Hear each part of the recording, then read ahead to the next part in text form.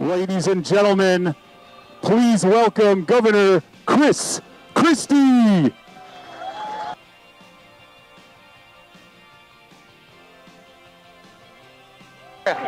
you. How are you? See you, sir. How are you? Good evening. Great to see you. How are you? Good to see you. Thanks for coming. How are you? Good to see you. How are you? Good to see you. Good to see you, brother. How you doing, Robert? Hello, young man. You're like a media star now. Yeah. Guys, thank you. You. Thank you guys for being here. Welcome. Thank you. Summit, Alex from Summit. All right. See you again. Thank you. Happy to be back. Roll, baby. You got it, baby. Thank you, everybody. Well, you knew that we'd have to play Springsteen, right? You knew. Guy from New Jersey comes up to New Hampshire. We got to remind you about what you're going to get tonight. You're going to get some straight talk from New Jersey. I'm glad to be back here. And I have to tell you, it was not a layup that I'd be here. Far from it. If you had asked me a year ago whether I would be up here to talk to all of you about the future of our country and where we would go, I probably would have said to you, you know, life's pretty good in New Jersey, and I think I'll stay down here and let you all fight it out up here like you always do every 4 years and get a new crop of folks come up here and talk to you. But I have to tell you, as I've watched the last year evolve, there's been just one question that kept going back and back and back into my mind. And it was about our country and its future. And I wondered what our choice was going to be. Were we going to be small, or were we going to be big? And let me tell you what I mean. I've watched our country over the last decade. It seems to me get smaller and smaller. And smaller in every way. Smaller in the way we talk to each other. Smaller in the way we look at each other. Smaller in the things that we talk to each other about. Smaller in the issues that we cared enough to get angry about. The issues that we cared enough to get involved in. And I thought to myself, why do I continue to get this feeling that America, for the first time in its history, is getting smaller? And what I concluded is because we've had leaders who have led us to being small. Small by their example. Small by the way they conduct themselves. Small by the things they tell us we should care about. Smaller and smaller. And they do it in other ways too. They're making us smaller by dividing us into smaller and smaller groups. And they sell to you that we should get into these smaller groups because we'll be more comfortable. See, because the smaller and smaller group you get into, then you're probably not going to hear anything you disagree with. The smaller group you get into, you just watch the news that you want to hear. The smaller the group you get into, the less chances you'll ever be offended by anything. See, this is not just a right problem. This is a right and a left problem. We just go about it from different ways. I'm not just talking about the leadership of my own party. I'm talking about the leadership of both parties. Barack Obama made us smaller by dividing us and trying to make sure that his party was divided into smaller pieces so that he could lead the small pieces that he wanted to. And Donald Trump made us smaller by dividing us even further and pitting one group against another, different groups pitted against different groups every day. And by definition, making those groups smaller. Because even when you're talking to those small groups, you're going to say something that offends them. And the leader, instead of trying to bring people together, says, it's okay to leave. It's okay to go. Move to another group that you agree with even more, which by definition will be even smaller. And now Joe Biden is doing the very same thing, just on the other side of the political divide. He ran promising us that he was going to bring the country together, that he was going to unite us, that he was going to bring a new sense of unity to the United States. And instead, what he decided to do was to take his groups and divide them even smaller and actively pit them against Republicans. To paint all Republicans with just one brush, even though all of you in this room who may be Republican like me knows that there isn't just one brush to paint our party with. So what's the problem with that? You know, in some respects, maybe you feel a little bit better. You turn on a news show and you hear things that come back to you that you agree with. You probably smile. Maybe you nod. You go to dinner parties where only the people that you agree with are around the table. There's no arguments. Everybody agrees. You go to a college or a university where you see people who only agree with you, professors who only agree with you, and you learn only the things that you already know. See, that's not the America that I grew up in. And if you look back at our history, when we have had great leaders, at every pivotal moment in our history, there was a choice between small and big. And America became the most different, the most successful, the most fabulous light for the rest of the world in the history because we always picked big. 1776, there were so many people in the Continental Congress who argued against independence, said, let's just make a deal with the king. I'm sure he'll lower those taxes a little bit. Maybe he'll let us elect a few people who can say some things. We don't have to go to war for our independence.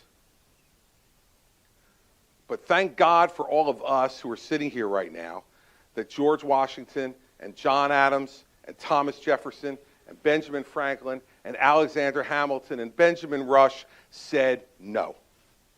We're going big. We want a country of our own. We know that true liberty is a gift from God, and the only way to accept that gift is to be independent, to be able to govern ourselves, to have the miracle that so few people in this world have ever had, to choose for themselves their own form of government, how they were going to be governed. Imagine if we had gone small. We'd all have British accents, everybody. We'd all have British accents today. Some of us watched the coronation of King Charles III. All of us would have been required to if we had gone small. And then you had 1861, when the country and many people in it literally wanted to make it smaller. They wanted to divide it in half because we disagreed. We disagreed on some fundamental issues like slavery, like how the federal government interacts with the state governments, and who should really be in charge. And if we had had a small leader sitting in the White House in 1861, we would not have become the greatest continental country the world has ever seen. And who knows how that would have ended. But it would not have ended with a country as vast and great and rich and free as it is now. Because Abraham Lincoln said, a house divided against itself cannot stand.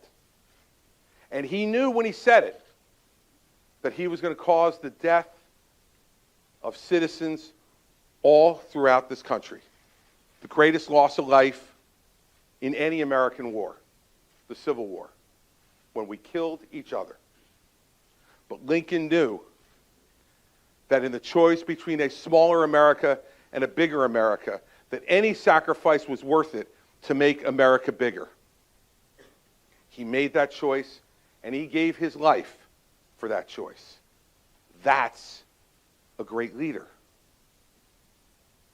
And in 1917, when Europe was at war and dictatorships were taking over the entire continent, and America had followed the admonition of George Washington since its founding to stay out of foreign entanglements, Woodrow Wilson said no.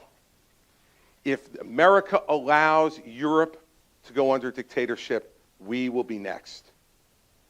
And we don't want to do this. But if we want America to be big and influential and free, we need to do it. And Franklin Roosevelt said the same thing 24 years later. When Hitler and Mussolini and Hirohito decided that dictatorship was what was going to rule the world, and Roosevelt and the rest of America said no, and sent hundreds and thousands of our men to Europe and to the Pacific, because they said America is better than this, and we're going to help the world be better than this. Again, imagine what would have happened. We know what would have happened if America had pulled away and decided to go small. Europe would have been dominated by Germany, by totalitarianism and Holocaust. And who knows what would have happened next to the United States with a Germany that ran all of Europe. We said no. America will go big. And 20 years later, John Kennedy stood at a speech and said, with absolutely nothing to base it on other than his belief in us, that we're going to the moon. And we're going to the moon before the end of the decade. We didn't have a rocket. We didn't even know what an astronaut was. I'm confident he didn't. So how could he possibly have been so audacious to do it? He was that audacious because he was an American leader who watched all those examples before him and knew his history. Wrote a book called Profiles in Courage about courageous leaders in this country. And what did he do? He put us on that path, and even though he wasn't there to see it to its conclusion, we would have never gotten there if John Kennedy would have thought small, would have not believed in the American people, would not have believed in our ingenuity and our industry and our faith and our hope. And then 20 years after that, there were those who said that the United States should just coexist with the Soviet Union, that we shouldn't care that they dominate Eastern Europe. We shouldn't care that they kill their own people. We shouldn't care that they starve them. We shouldn't care that they do that to everyone else that they dominate in Eastern Europe. We should just survive. And Ronald Reagan said, they are an evil empire. And America stands up against evil. We fight evil anywhere in the world to prevent evil from becoming a part of us. And it was Ronald Reagan who in 8 years went from pronouncing that on the front of the Capitol in his inaugural address to watching from his home in California as the Berlin Wall came down. And all of Eastern Europe was made free again. All throughout our history, there have been moments when we've had to choose between big and small. And I would tell you the reason I'm here tonight is because this is one of those moments. And you see it everywhere. We have candidates for president who say, we shouldn't care about what's happening in Ukraine. We shouldn't care that Russia wants to take a free and freedom-loving country and put it back under its thumb. But that's not America's concern. We have candidates for president who are talking about issues that are so small that sometimes it's hard to even understand them. But let me tell you why they're talking about those small issues. For the very same reason that leaders who are pretenders have always talked about small issues, to divide you further and to make it easier for them to rule over you. The more divided we are, the more likely we are to be dominated by a single leader. We fought against that 245 years ago. And as I sat in our home in Mendham, New Jersey, living a very comfortable existence. Now, I want to make clear that after 8 years of being a Republican governor in New Jersey, any existence would be comfortable. So this is not a high standard, but it was a bar that we were clearing every day. Mary Pat and I said to each other, we can't sit by and watch this. We cannot sit by and watch this happen. There's a big argument in our country right now about whether character matters. And we have leaders who have shown us over and over again that not only are they devoid of character, but they don't care. And they tell you you shouldn't care. Just look at what results I produce. Well, there's some fiction in that too, and we'll talk about that tonight. But the Greeks said character is destiny. And if you think about the stuff I just talked about, at every one of those moments, we had men and women of character to make the big versus small decision. Whether we agreed with them politically or not, Washington and Adams and Jefferson and Franklin and Hamilton were men of character, as was Abigail Adams, a woman of character who told John Adams what to do most of the time, if you read their letters. And if George Washington had not destroyed all his letters between he and Martha, I suspect we may have found the same thing about him, which just shows you. That's why Washington was the first president and Adams was second. That's just a little smarter. But whether it's him, those folks, or Lincoln and his team of rivals that ran the government during the Civil War, or Wilson, or FDR, or JFK, or Ronald Reagan, these were men of character. We can't dismiss the question of character anymore, everybody. If we do, we get what we deserve. And we will have to own it. So let's talk about candidates for a second. I just will tell you this, that if you are in search of the perfect candidate, it is time to leave. I am not it. And not only am I not the perfect candidate, I'm far from the perfect person. I've lived a life at 60 years old now that have had enormous, enormous highs, honors and privileges that as a child I could have never, ever imagined.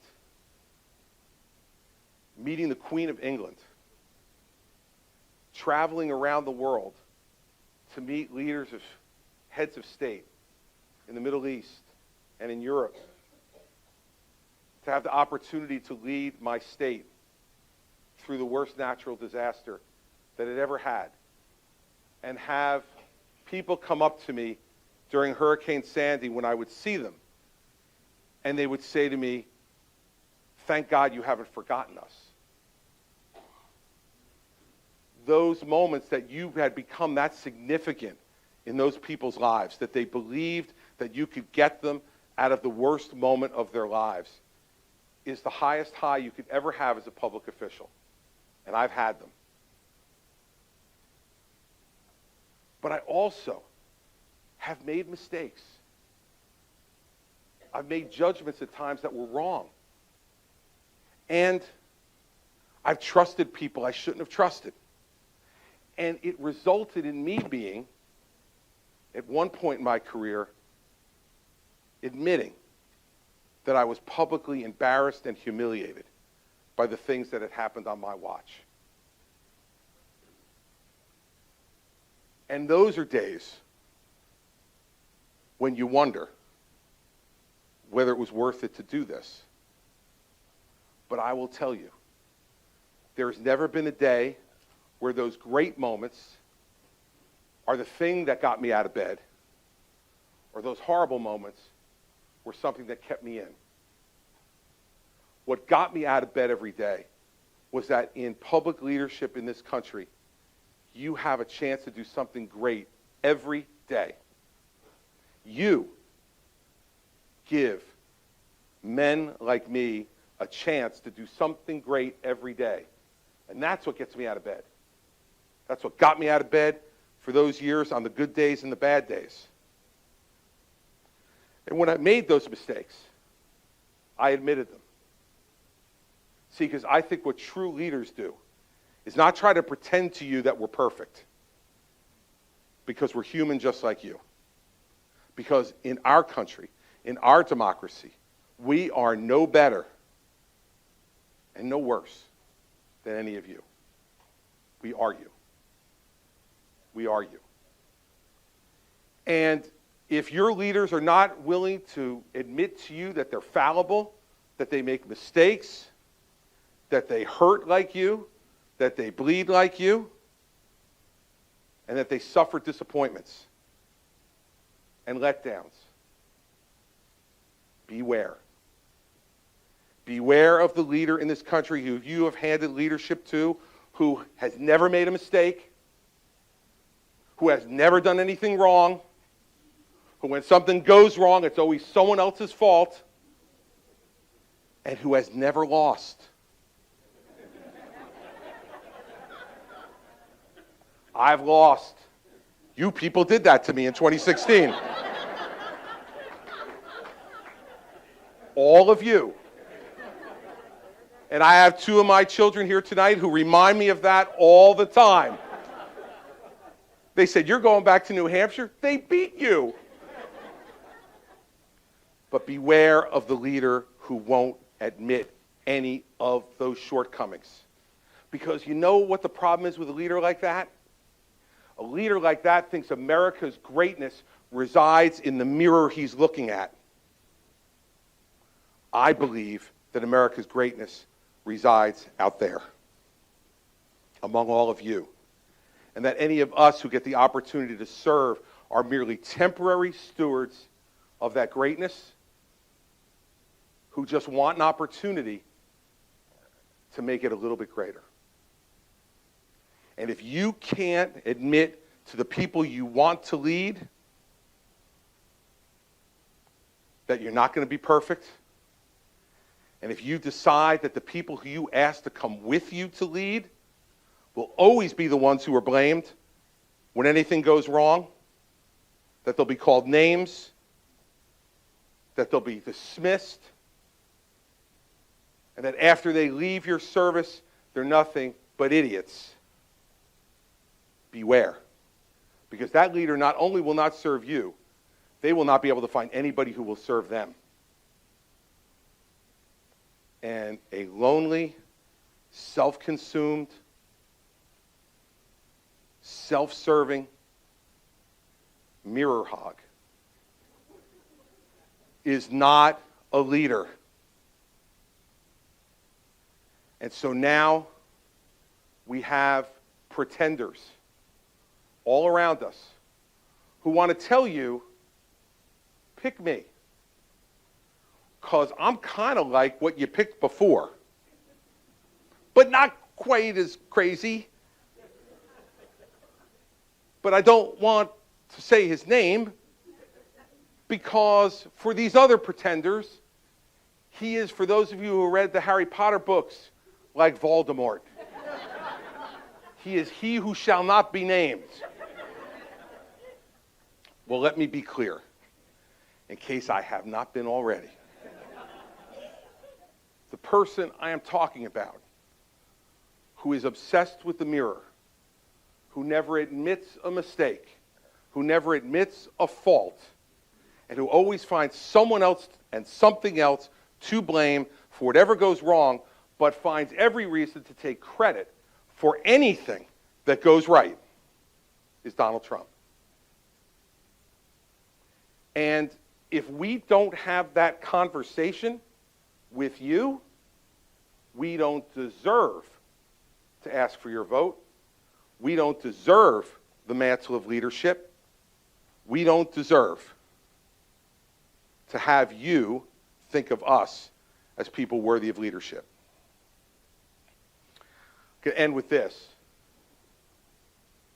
I read a great quote from a letter that John Adams wrote to Abigail Adams during the beginning of the Revolutionary War.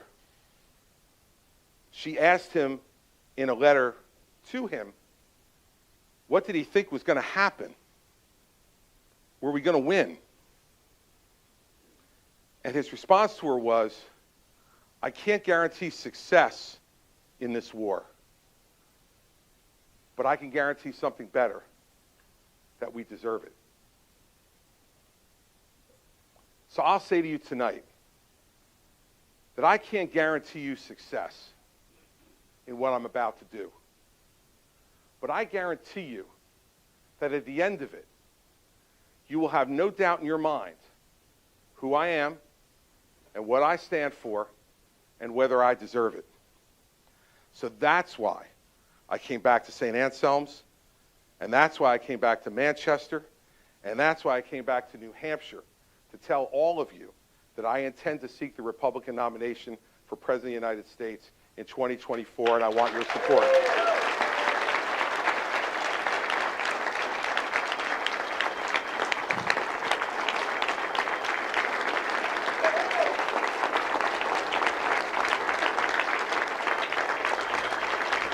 Thank you.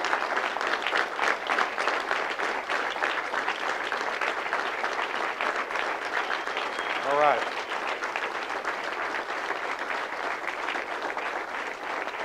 All right, so now we'll do what I like to do much more than that. You know, when I was governor of New Jersey, I did over 150 town hall meetings in my first 4 years as governor. And then I came up here and I did another 100. And so, just so you know, this is my favorite stuff. To find out what you're thinking, what's on your mind, and to be able to try to answer you honestly and directly, and let you critique it as you walk out tonight. I want everybody to feel free to ask whatever question they want to ask, and I'll try to give you the best answer I possibly can. But remember something. Please never forget this. I am from New Jersey. So I am always interested in mild, polite, but intense conflict. So I'm happy to go back and forth with anybody tonight, but remember, with guys from New Jersey, what you need to know, and women, is that if you give it, you're getting it back. And that's the way we engage. So before I take your first question, I do want to do one other thing. I talked throughout the beginning of this about we. And we have been the same we for the last 37 years. And despite all odds against it, she's still here. My wife, Mary Pat. Stand up.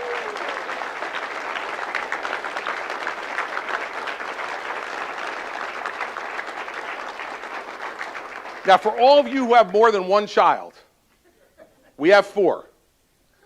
Once they get to the ages of 30, 27, 22, and 20, if you can get any of them to come to anything you're doing, you are incredibly lucky. So I am lucky times 2 tonight. I have our oldest son, Andrew, and our oldest daughter, Sarah, here with us tonight as well.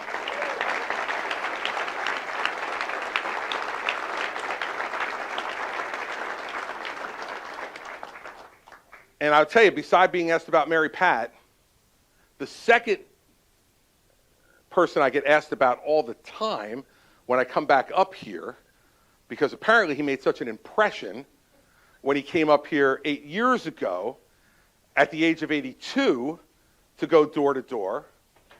Big upset, everybody. He's still here.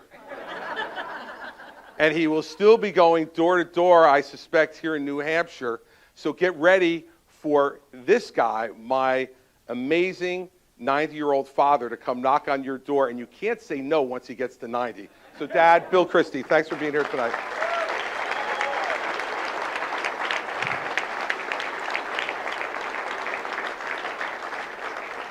All right, who's got the first question? Right there. I am ready, and they're going to bring you a microphone. The question is, are you ready? I'm ready. Let's go. I'm from Pittsburgh. I can Excellent. take it. No, that's good. That's good competition. All right. But I live in New Hampshire. My name is Laura Landerman Garber, and I'm going to say this up front. I'm a clinical psychologist of 40 years.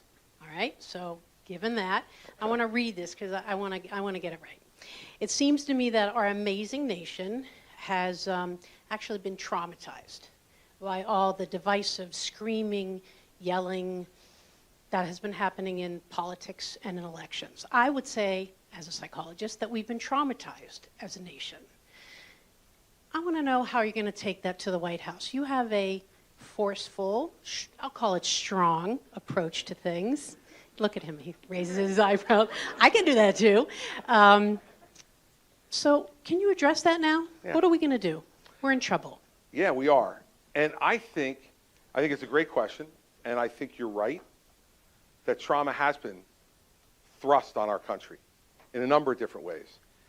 And see, I don't think that the American people are traumatized by strength. They're traumatized by chaos. The American people aren't traumatized by being direct. The American people are traumatized by lying. I don't think the American people are traumatized by somebody who is going to be forceful. I think they're traumatized by someone who only cares to be forceful for themselves. See, when I used to fight about things in New Jersey, and my Democratic opponents used to say all the time, they used to call me a bully all the time. They polled that, and they said, like, if we can get him to be seen as a bully, his numbers will go down. But what we found was that people said, yeah, he's a bully for us. See, I think it depends on where you direct that strength.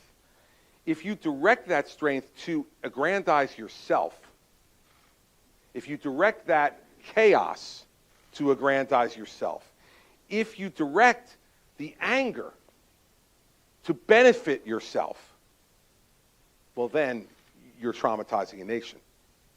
If you harness our energy, our anger, our concerns, our disappointments, our hopes, our aspirations, and you put the force of a personality behind it for the betterment of the whole country, that's leadership.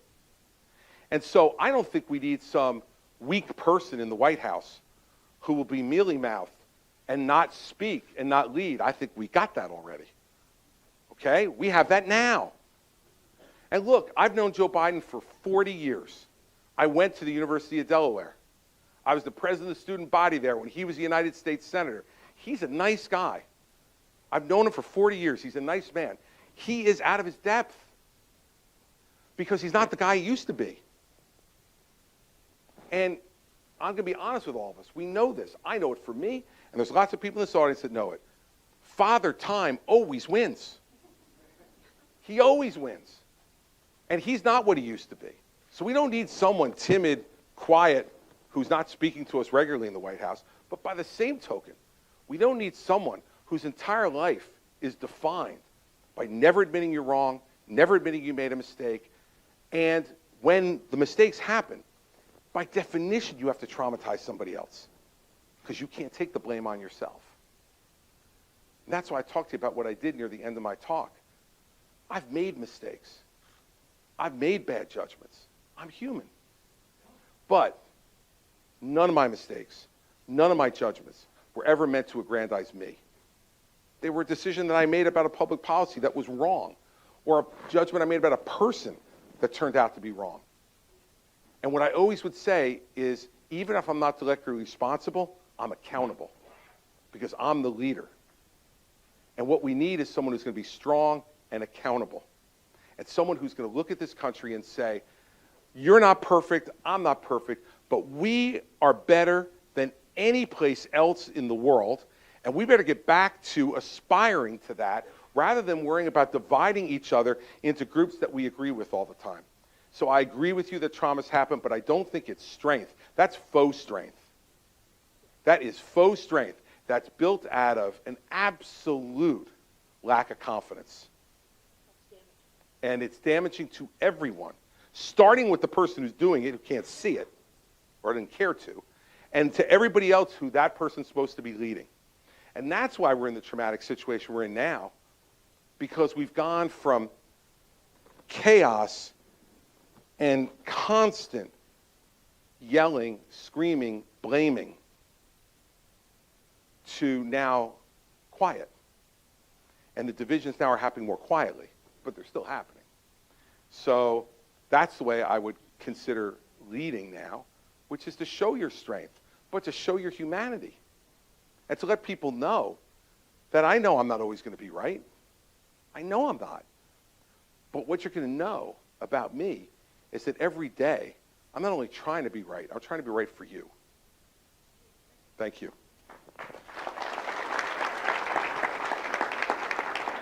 They're going to bring you a microphone. Thank you, Governor. My name is Quinn Mitchell. I'm 15 years old. And last week, I went to a DeSantis event. And while going in, I saw a huge group of Trump supporters flag waving. And it really highlighted what a division there was in the party. Like, for example, you would never see Klobuchar supporters doing that to Warren supporters in 2020. So my question for you is, how will you win over Trump voters who are so attached to one charismatic man, considering you don't seem to be appealing to the larger Republican voters? Thank you. Well, I'm not nearly as pessimistic as you are. And after saying that, I'm glad you're 15 and you can't vote.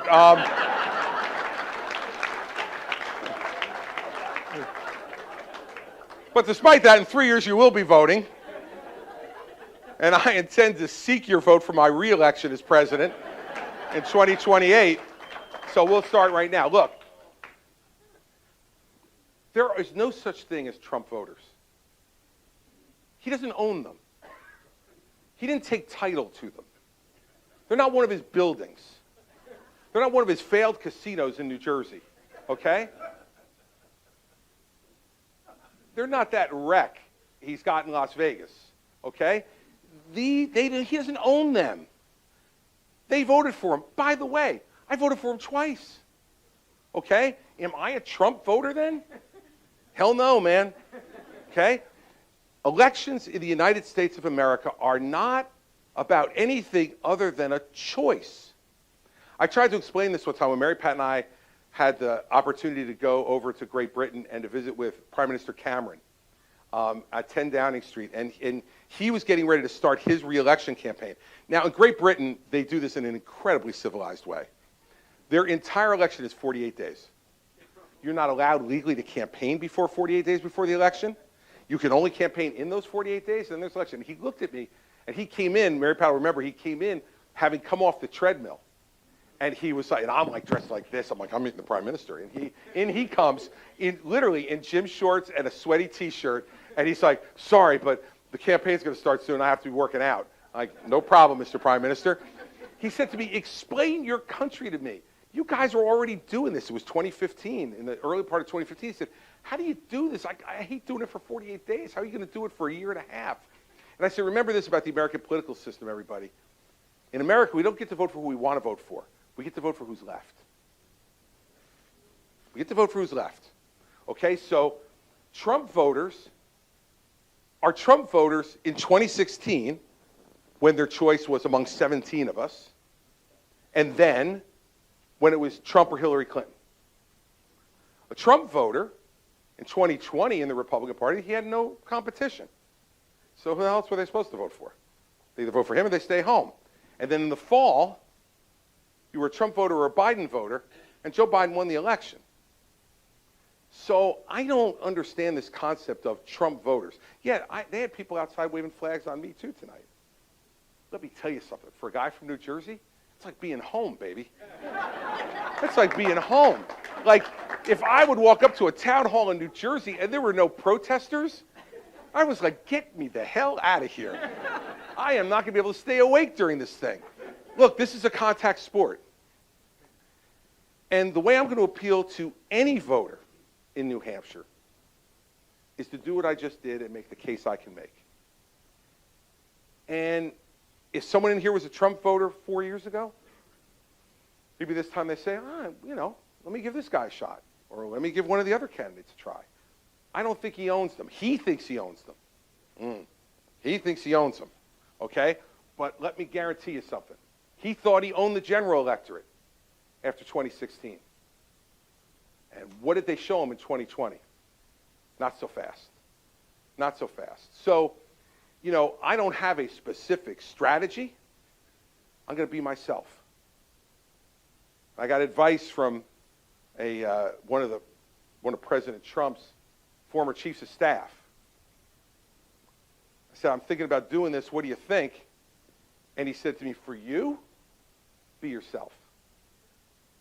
And that's exactly what I'm going to be.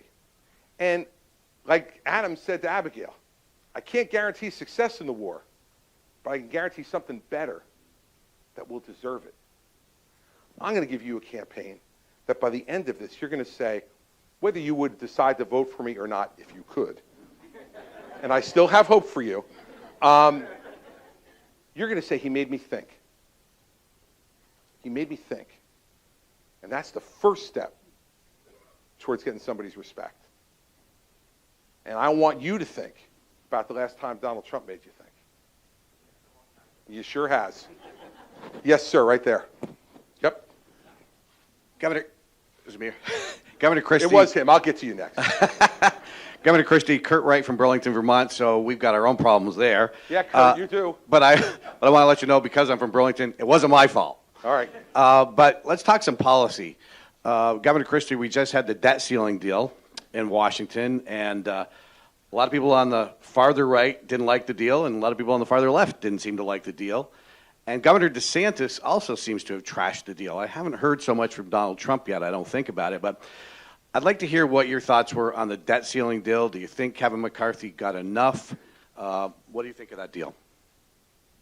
Well, thank God they did it. Look, governing is about choosing, and governing is about compromising. When did compromise become such a dirty word? Look, if we don't want compromise, set up a dictatorship, put the dictator in charge, he or she will make all the decisions, and then we won't have to ever worry about compromising. We may get trampled, but we won't have to worry about compromising, thank God. Hey, look, are there things that I would have done differently? Sure. Sure, there's some things I might have done differently. But I'm not going to trash Kevin McCarthy over this. He had a responsibility. Let's remember what the debt ceiling is, everybody. It's not future spending. It's money we already spent. Are we going to pay the bills we already ran up? And I'll tell you, a great Donald Trump aside on this, when I became governor of New Jersey We had an $11 billion deficit on a $29 billion budget. And we had pension and benefit debt of over $300 billion. And my friend Donald Trump called me, and he said, here's what you do. Don't pay it. He said, Chris, go bankrupt. I said, Donald, the law doesn't allow states to go bankrupt. He said, screw it, fight it out in the courts. Don't pay it. You're never going to be able to fix all this, so just let the debt go. That's not leadership. That's not leadership. And everybody who says they hate the debt deal, they can tell me what particular parts they don't like, but they need to tell me how they would have gotten it done. Because let me tell you what would have happened to everybody in this room, me included, if they didn't do it. The economy would have cratered. We already have a bank crisis going on. You think we have one now? Wait until you see what would happen if we defaulted on the debt. Wait till you see what would happen to our ability to trade around the world.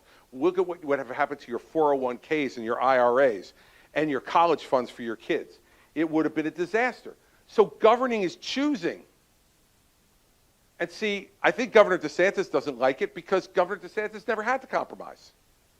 When he was in the House of Representatives, he was in the Freedom Caucus, and he just said either hell yes or hell no.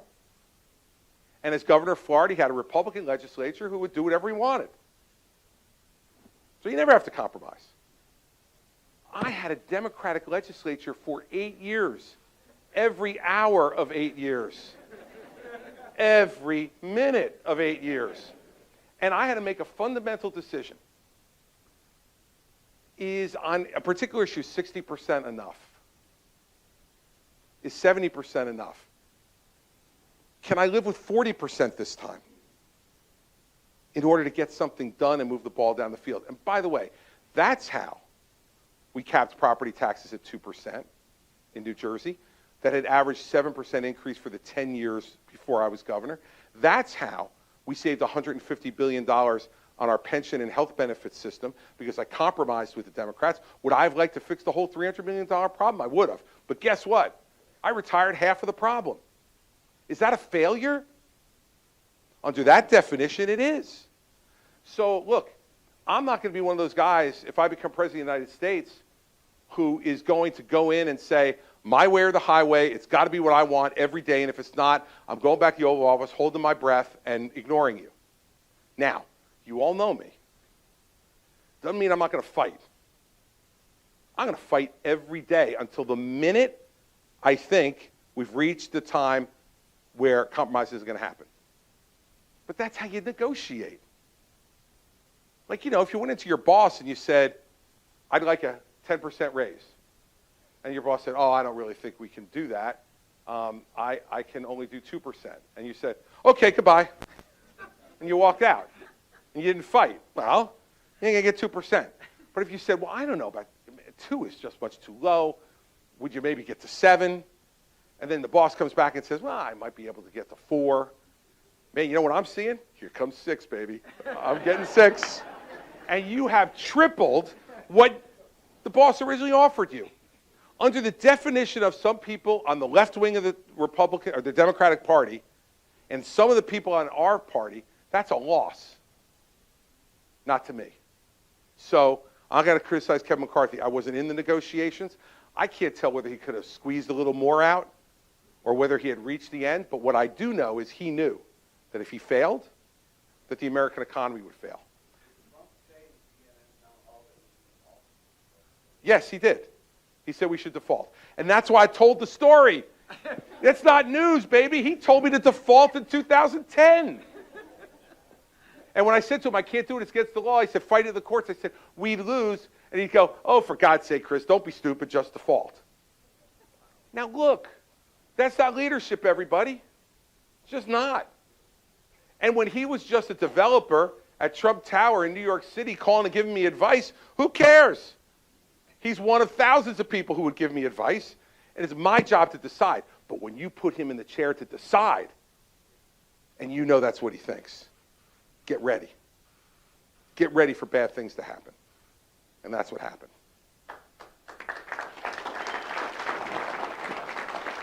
He's going to bring you Mike. Chris, Ted Tykert from Andover, Massachusetts. I only came here to get a job in your cabinet when you get elected. Not if, but when you do. Well, that started early. And I want to get a picture with Mary Pat, and I got that done already, too. Good job, Ted. But actually, what have you learned since the last time you ran for president? What have I learned since the last time I ran for Because president? we want to help you. Look, there's a lot. The first thing I learned is motion isn't progress. So, people tell you to do all these different things, and sometimes it's just because they like to see you do all those different things. But they're not making you any more electable. They're not moving the ball down the court. I think I'm much more experienced about how to do this now. And what really matters in being able to get the job done. Every endorsement doesn't matter. Okay? Last time, I was obsessed with all the endorsements. And I got more local endorsements than any candidate in the race. And I came in 6th. So I don't know. My common sense tells me maybe not that important. Maybe I spent too much time on that. Maybe the 5th meeting with a member of the New Hampshire House to get his or her endorsement may have been a little bit of a waste of time. Second thing I learned is that even though I did 100 town halls up here and I did a lot of listening, you have to do even more. You have to do even more. And that's why I didn't do some big podium speech tonight to announce. To me, if I want to win, this is the best way to do it, to find out what you care about. Third, I think if you look at our politics now, back in 2015 and 16, I played a conventional game. I thought you just do politics the way you've always done it. Just talk about yourself. Don't really worry about anybody else. Keep your eye on the ball and keep going. That's not the politics today. This time you have to differentiate yourself from the person in the lead. And I said this at a town hall I came up here a couple months ago, right here. It was a mistake in 2016 not to confront Donald Trump early. Because I knew that so much of what he said was complete baloney. Like, I knew it. I'm going to build the greatest, most wonderful wall across the entire Mexico border, and Mexico is going to pay for it. Well, I knew, as someone who had governed, that was complete bull. But I was like, people aren't going to believe that. They're not going to believe that. Mistake. But guess what? You've got no excuse now. He was there for 4 years, 2 of them with a Republican Congress. He got a quarter of the wall built, and Mexico hasn't given us our first peso. We paid for all of it, and only for a quarter of it. And when you watch illegal immigration pouring over our southern border, don't wonder whose fault it is. It's his. It's his fault, because he never changed one immigration law in the 2 years that he had Republican control of the Congress. Not one immigration law did he change. He didn't build the wall like he told us to, and Mexico is laughing at us at the idea that they were going to pay for a wall on their border. And if you listen to him, he'll tell you, I totally succeeded, and now Biden is the reason that, this is not happening. Well, Biden's made it worse. But if the wall was there, like he promised us, Biden wouldn't be able to be doing this. He wouldn't be in office if it wasn't for Trump. Joe Biden never beat anybody outside the state of Delaware in 45 years, except for one guy, Donald J. Trump. Joe Biden ran for president 3 times and never won anything outside the state of Delaware, not once, until he ran up against the guy who the American people knew in their heart was full of it. And they had enough. They had watched the chaos. They had watched the disorder. They had watched the disrespect. They had watched the narcissism and the lying for 4 years. And they went, you know what? The people in the middle said, enough. We took a chance on them 4 years ago. We're not taking a chance again. And so I made a fundamental judgment error. I thought that something that was so apparent to me would be apparent to everybody. Let me guarantee you something. I ain't making that mistake this time. Is Trump the guy in the way? Well, of course he is. I love this. I've seen some of the press coverage of me getting ready to run. And there's this thing like, Christie doesn't really care about winning. All he cares about doing is destroying Trump. Now let me ask you something. How are those two things mutually exclusive? I mean, seriously. Aren't they inextricably connected? The guy's ahead in the polls. Who am I supposed to be worried about, Nikki Haley? I mean, seriously, if I came in here tonight and spent 15 minutes railing on Nikki Haley, and I've known Nikki for 13 years now, we're friends. So that's why I'm bringing her up, because I know that she will take this in the spirit it's given. If I came out here and railed for 15, 20 minutes about Nikki Haley, you all would leave going, is he nuts? Hasn't he, read the papers? Doesn't he know Trump's leading? The reason I'm going after Trump is twofold. One, he deserves it. And two, it's the way to win. So these two are not divided. And this is what I don't understand about the coverage, right? Well, I hope he's not just going out there to kill. No, I am going out there. Let me be very clear. I am going out there to take out Donald Trump, but here's why. I want to win. And I don't want him to win. And guess what? If you put DeSantis and Haley and Pence and Tim Scott, that's it, I'll stop there. On truth serum, they tell you the same thing. Here's the difference. Here's the difference. You have to put me on truth serum to tell you. Okay? So that's why. There are not multiple lanes to the Republican nomination. That is a political science professor's dream. There is one lane to the Republican nomination, and he's in front of it. And if you want to win, you better go right through him. Because let me guarantee you something from knowing him for 22 years, everybody. He's going to try to go through me. And he's going to try to go through Ron and Nikki and Tim and anybody else who stands in his way. And you've watched this show. I mean, to me, this show looks like it's on reruns now. This is like watching Seinfeld. Right? We've all seen it. And the jokes aren't quite as funny as they were the first time we heard them. Right? So the Mexican Wall, I guarantee you, if you haven't been to one of his events yet and you go, you will walk out of there thinking, Jesus, the whole wall was built. How did I miss that? How did I miss it? The whole wall was built. And you know what? Shit, Mexico paid for it. Nobody told me. I read the papers every day. I missed it. I guarantee you'll come out thinking that. Right? 8 years ago, it was amusing. 8 years ago, you were entertained. I forgive you. But it ain't funny anymore. It's not amusing anymore. It's not entertaining anymore. It is the last throes of a bitter, angry man who wants power back for himself, not for you. If you think for 1 minute, when he says, I am your retribution, if you think he wants to be your retribution, forget it. He's going to be retribution for one person and one person only, himself. And all the things he's angry about, and all the ways he thinks he got snookered. Well, if that's the kind of president you want, let me tell you, no one can compete with him. He's the runaway winner. But if you want somebody who's actually going to fight for you, I would suggest to you that's not the right choice. So I learned a few things.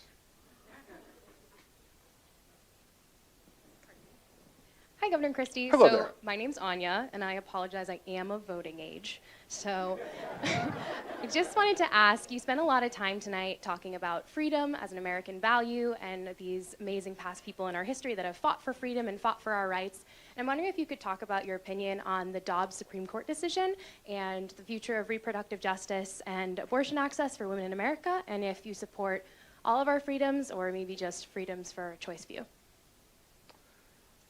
I think that Dobbs' decision was the right decision because I believe it was Roe versus Wade was constitutionally flawed. It said that there was a right to an abortion in the Constitution.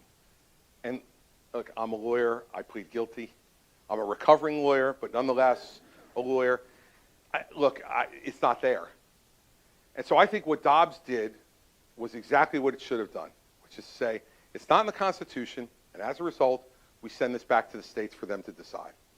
And what I favor is what I've argued for my entire professional life, both as a lawyer and politically. let every state decide what they want to do. I think each state should have the right to make that decision. I'm pro-life. I ran twice as a pro-life candidate for governor of New Jersey, which is now a state that allows abortion up to the 9th month of pregnancy. So not a place that was hospitable to my point of view. But I think the reason people voted for me was they knew that that's what I felt in my heart. I believe that in my heart. Now, I also believe, even greater than the things I believe in my heart as someone who governs, is I believe in our Constitution. And I believe in the rule of law. And it means that the people in New Hampshire get to decide on issues that are not protected by the Constitution. They get to decide how they want to deal with this really difficult, horrible issue. Because it is. It's a tragedy no matter what happens.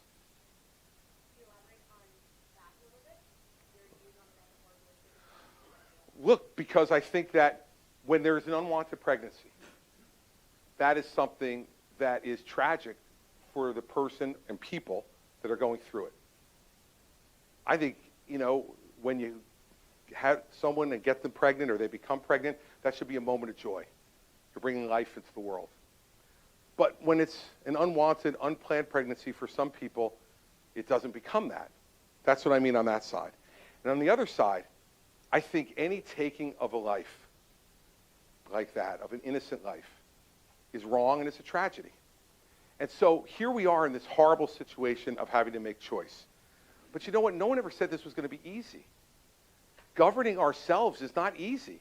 There are going to be lots of really difficult questions. This is probably one of the most fraught moral questions that this country has dealt with, and that countries all over the world deal with. And that's why I think it's best decided by the people in each state individually. So in Oklahoma, they have decided to ban all abortions. In New Jersey, they're allowing abortion up to 9 months. I think people would argue that either one of those positions is wrong. So if you don't believe in that position, go out and fight for it in your state. Fight for what you think is reasonable. Fight for what you think is fair. And that's what I think should be done. And I don't think the federal government should be big-footing around in this thing. I think that each state should make that decision because guess what? That's the way the founders set it up. They said very clearly, if it's not enumerated as a right in this document, it reverts to the states. And it's not like it reverts to the states and there's some like crazy-eyed dictator who's going to decide. Some states have put it on the ballot for a vote. That's perfectly acceptable to me. Some states have let their legislature and governor make the decision. But it gets down closer to the people, to your local culture, mores, values. And the majority of the people will rule on an issue like that at the state level. Now, I disagree with what my state's doing. I fundamentally think that abortion in the 9th month is just wrong. But I got two choices. Fight to try to change it or move. And that's what our democracy is all about. And so that's the way I look at it. That's the way I feel about it. And I think that as conservatives, we've been saying for 50 years, Roe is wrong, the state should decide. Well, we won. Why can't anybody in the conservative movement, or not everybody in the conservative movement, declare victory? Our argument won out ultimately. The states are going to decide.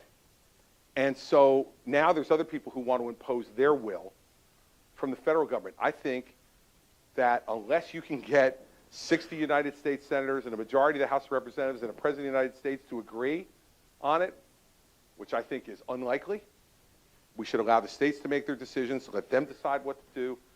And if it is such a fundamental issue to anybody, the great thing about America is we have the right to pick up and move if we want. And we have the right to go fight the fight here or someplace else. And that's the way I look at it. It's the way I've always believed it. And I think a pro-choice person could feel exactly the same way. That's the beauty of, I think, of this argument, and it's the genius of our Constitution. We can build consensus in each state, state by state, around what the right thing to do is for the people in that state, and I think that's what we should be encouraging people to do, rather than just flipping it around, and then it will just go back and forth like this, depending on whether conservatives or liberals are in charge of the federal government. I think the Supreme Court's trying to stop that and put it back with the states. So that's the way I would deal with it. Sure. Yes, sir, on the aisle there. He's going to come with a microphone for you.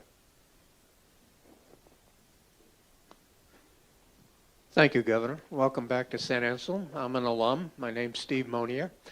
I'm glad you mentioned the Ukraine, Governor. I'd like to talk a little bit about foreign policy, Putin, China. It's not an emerging threat. It is a threat. Yes. So can you speak to our foreign policy Sure. issues a bit? Look, I think there have been grave foreign policy mistakes that have been made by the last 5 presidents that we're now living with, that all built on each other. George W. Bush made the fundamental mistake of Iraq. Now, we can all talk about why he did it. He got bad intelligence, maybe a flawed decision-making process, but whatever it was, Iraq was a flawed decision. And I think the president himself would even admit that today, given what he now knows, that there were no weapons of mass destruction, et cetera, which was the basis to go into the war. And what it did was steal some credibility from us around the world. Because we said that this was there, Colin Powell went in front of the UN and said it was there, and we turned out to be wrong. So first problem on American foreign policy is we must be honest and we must be credible. Because the Chinese are not, and the Russians are not. And what's always distinguished us in foreign policy around the world is we've told people the truth and we built friendships based upon that truth, that we believe in freedom and democracy and we'll support those who do the same. And we will, when we make a promise to a friend, we'll keep that promise. That's how we get to the next mistake, which was, in my view, Barack Obama allowing the continued encroachment on Ukrainian territory by the Russians and doing nothing but sending them blankets and, human rights aid, no weapons to defend themselves. Well, the Russians took that as a signal. We're not going to stand up for them. Sometimes spending some money on the front end saves you a lot of money on the back end. And I think if President Obama had sent the kind of defensive weaponry that we should have, in my opinion, to the Ukrainians to send a signal to the Russians, don't do this, because these people are willing to fight for their country, and we're giving them the arms to be able to effectively fight for their country, we will not be in the situation I don't believe that we're in today. You go forward to President Trump, and President Trump bartered Ukrainian aid to get dirt on Joe Biden. I don't know beyond reprehensible what you would really call that, but here are a freedom-loving people who just want the weapons that they were at that time promised by President Trump. And now this sends another signal to Putin. Well, if he's willing to barter for that, I can make a trade with him on something that'll help me get to Ukraine. And Trump's coddling of Putin, the way he idolizes Putin and talks about him as a great leader. This guy is a KGB communist thug. That's what he is. And he steals from his people. He's one of the richest men in the world. How'd that come about? By being president of Russia? Well, I know they pay okay, but not that good. And that leads to the next problem, which is Joe Biden comes in, who appears weak, and said, right in the beginning of his presidency, well, a small incursion probably wouldn't be a problem. Well, here's the problem, everybody. Everybody's definition of small is different. Vladimir Putin's definition of small was, I'll take it all. And I won't go to Poland, if you're lucky. And now Biden has tried to come back by supplying them with the type of arms they need. And I will give him credit for having united most of Europe to be able to supply weapons as well. And he's given the Ukrainians a fighting chance. But make no mistake, this is the beginning of a hot proxy war between the United States and China. China is supporting Russia. China is buying Russian oil to be able to support their war effort and prop up their economy. China went to Russia and said there is no limit to the friendship between China and Russia. And I've heard one of the candidates say, well, this is just a territorial dispute. Let me tell you what a territorial dispute is, everybody. Like when you get your property surveyed, and the surveyor comes back and says, bad news, your neighbor's fence is 4 inches on your property. That's a territorial dispute. When you roll tanks and artillery into a free country, to by force murder them and take their land, that ain't a territorial dispute. That's war. That is an act of dictatorial aggression. And if we don't stand up, why will China not go to Taiwan? And if you say, okay, why do I really give a damn about Taiwan? Put aside humanity, freedom, liberty. If you don't care about any of that stuff, put that aside. Let's be practical. The majority of semiconductors in the world are made in Taiwan. Who do you want controlling that? The Chinese? That worked out really well during COVID, didn't it?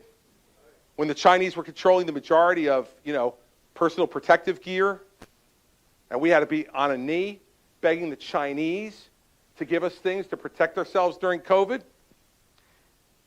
It is naive to say this is anything but a proxy war. And guess what? The Ukrainians aren't asking us to come over and fight the war for them. They're just saying, give us the ability to fight it. We want to fight for our own country. And I heard Vivek on TV the other day, on Sunday, Ramaswamy, say, this isn't in America's national interest. Why would we care about Ukraine? Why does it matter?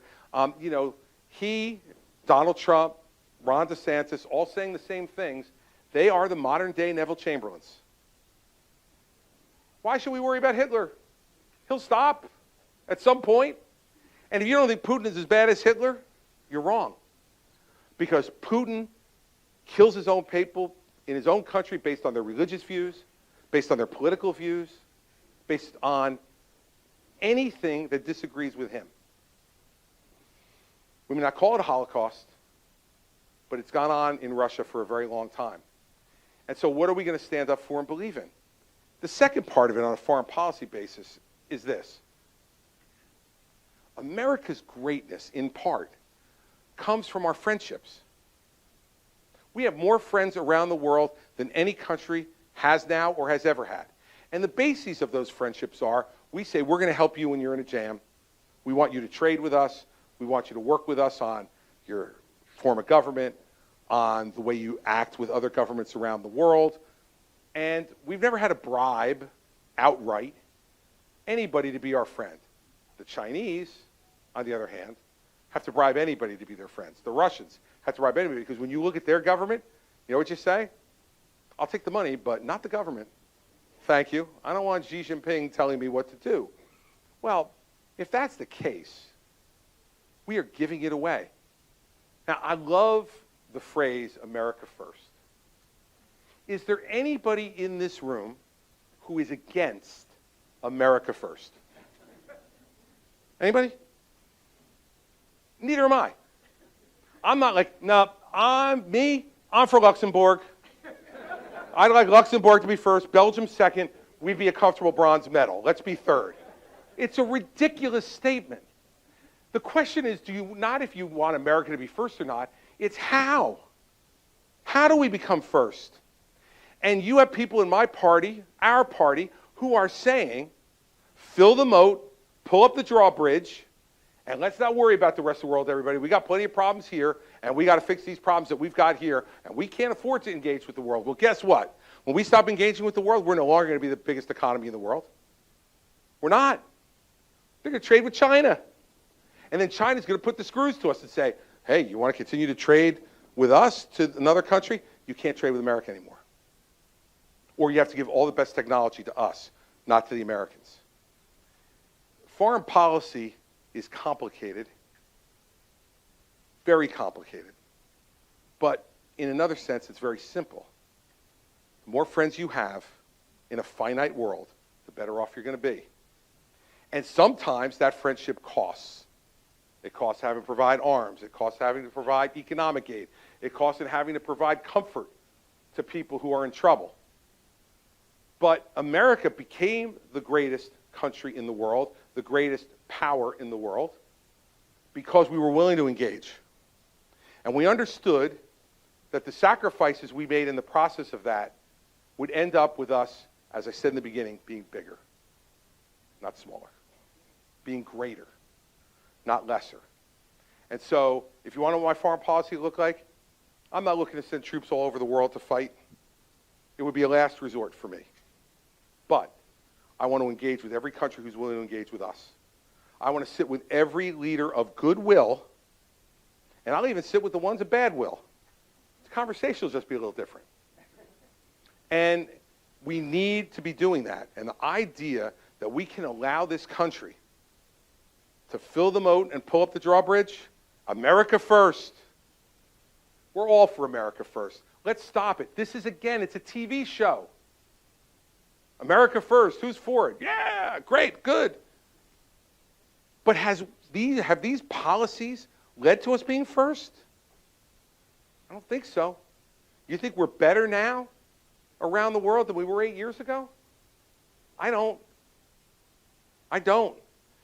And so that's the way I would engage. And yes, Ukraine and supporting the Ukrainian people, are they perfect?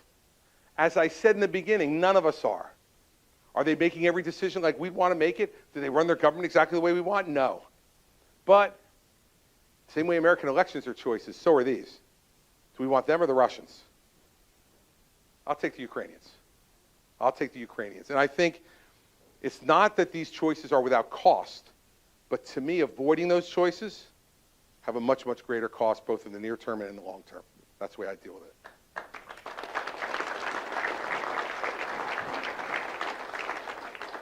He's going to come get your microphone so everybody else can hear you. Hello, I'm Tom Palkin II. I'm originally from Dallas, Texas, but I'm also a geopolitical consultant in Asia. So I have yet another foreign policy question as well. Some of my concerns, and I do like your idea of America as a big country, but I have to deal with a lot of, let's just say, complex diplomatic issues. And what I often hear from, say, other countries, their criticisms of America is that they see themselves as this big power and that all others should listen to what the U.S. does. And so my concern is, by you emphasizing this campaign of bigness, how are we going to address the issues between other countries, including rival countries? And are you going to be, oh, we're big, you're small? Or let's say, for example, when you're talking to China, I know a lot of us here are very critical of China, but in one sense, we still have to find ways to work together with China. Sure. And I just would like to know your opinion on U.S.-China relations in this regards. Sure. You put a lot in there, so let me try to unpack it. First off, I am insulted by the idea that you think I would like anything over big. Right? So we're not going to do that. But I will tell you this. You can become bigger and not be dictatorial. The greatness of America was after World War II, after we had given and given and given more than any country had ever given without asking for anything in return. And what happened as a result? We engendered trust and friendship all around the world that then inured to our benefit. It's kind of like, you know, when I say some of this stuff is, as you said, there's some very complex negotiations that have to go on, but some of it is simple too. Like, I'm sure that all of us who had great mothers in this room, our mothers taught us, like, be good to others, be kind to others, and it will ultimately come back to benefit you. They couldn't exactly explain how. It wasn't a direct financial transaction, but the goodness and the kindness that you give, I really believe comes back to you, multifold. Secondly, look, I don't think we should be dictating to other countries around the world. We should be trying to provide an example that they want to emulate, not dictating to them what their government should be. When we try to dictate what government should be, usually that ends up in a disaster for us. But when we provide a shining example, and people look at this country and go, wow, I'd like to be like that. I'd like to have those things, those freedoms, those economic benefits, those educational benefits. People want to emulate you then. So I think part of it is just the art of persuasion rather than being a dictator. On U.S.-China relations, look, we tried it a bunch of different ways with China, right? And starting back with Nixon and him opening the door to China. And it was a brilliant strategic move to divide China and Russia. And it's taken us 50 years now to screw that up. And we put China and Russia back together, right? So 50 years later, Nixon's looking down going, All right, I wasn't perfect, but I got that right. And we've messed it up. I'm not saying that we should isolate China. It's impossible. They're the second largest economy in the world. They have billions of people. Like, it's not like we're going to go, okay, it's not there, it's not there, it's not there. It's there. But we have given into their demands of saying, we're a developing country, we need more advantages. Guess what? The development is over. You're now nearly our equal, if not our equal, in many ways. So you know what? Now we compete with each other on an equal basis. No more advantages that we've given to China over time. Go ahead. Yeah. There is blocking now. It's not just a case of China not being able, forcing other countries to decide. It's actually the U.S. going to other countries saying, you can't work with China if you're working with us. That's my concern. Well, but hold on a second. So exactly where I was going. Okay? China allow Facebook in China? No. They don't. They allow Twitter in China? Do they allow TikTok and our version of it in China? They do not allow our technology in, but they insist that their technology be accepted by us. And so my point is, I'm willing to have a fair relationship with China. But it's got to be a fair relationship. And if they want to start doing that stuff of blocking stuff, stealing our technology, which they do on a regular basis, co-opt it, and thumb their nose at the World Trade Organization and anybody else who tries to enforce things, well, then you do have to go then and block some things that they want because they're not following the rules that they said they were going to follow. When we allowed them to join the World Trade Organization, they agreed to a whole bunch of fair trading rules, most of which they don't follow. So after a while, you have to let them know, in my opinion, enough's enough, okay? Doesn't mean enough's enough, therefore we're putting the wall up and we're not going to talk to you anymore. That would be destructive to both of us, both economically and militarily. But they've had a good run, and to some extent at our expense. Some we benefited from, some we've had to pay for. We're in a new era now.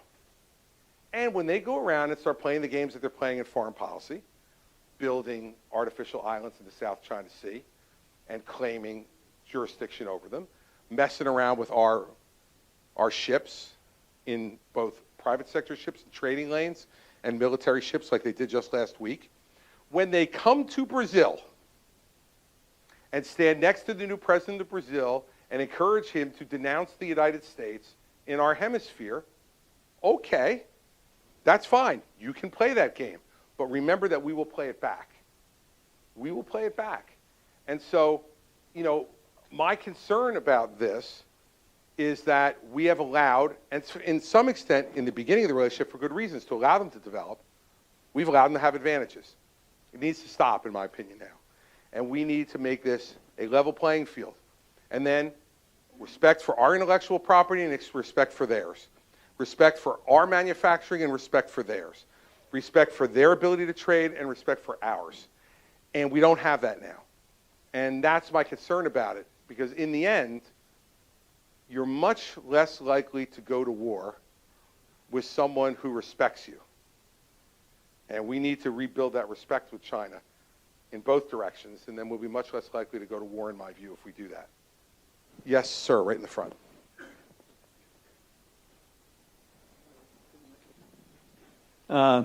My name is Earl Rinker, former politician in New Hampshire.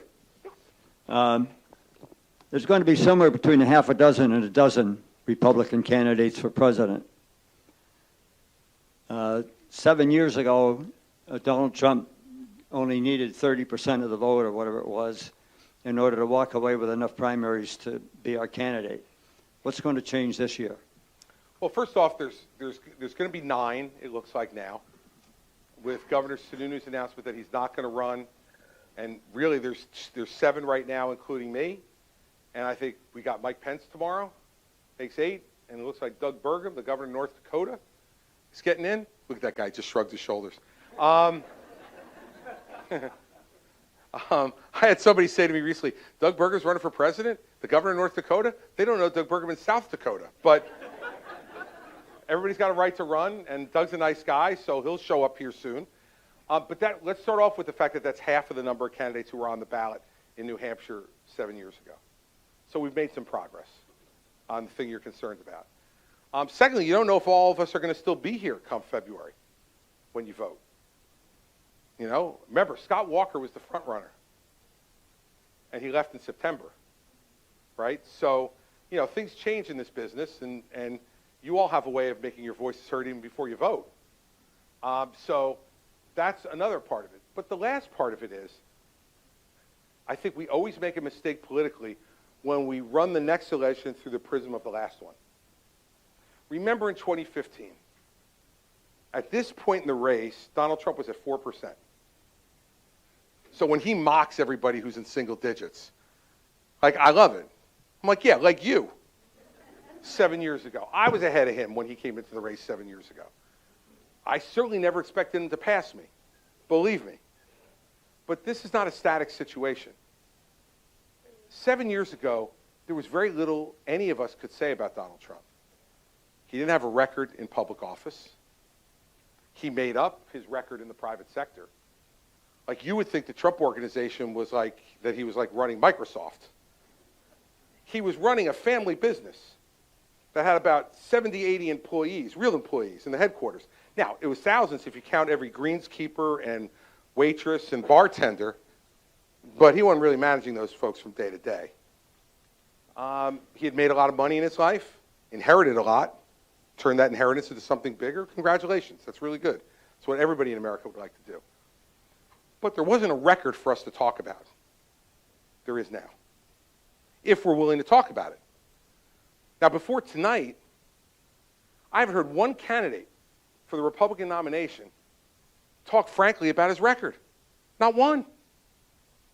They wouldn't even mention his name. Like I said before, it's Voldemort time, everybody. They won't mention his name. I watched, and this shows you what a sad, sad life I really have.